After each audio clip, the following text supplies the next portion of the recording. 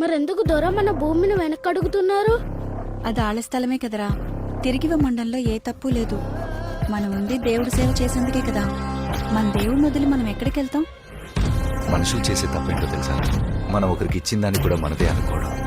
అది ఎక్కడి నుంచి వచ్చింది, ఎవరికి చేరాలి అనే సత్యాన్ని గ్రహిస్తే మనశ్శాంతిగా జీవించవచ్చు.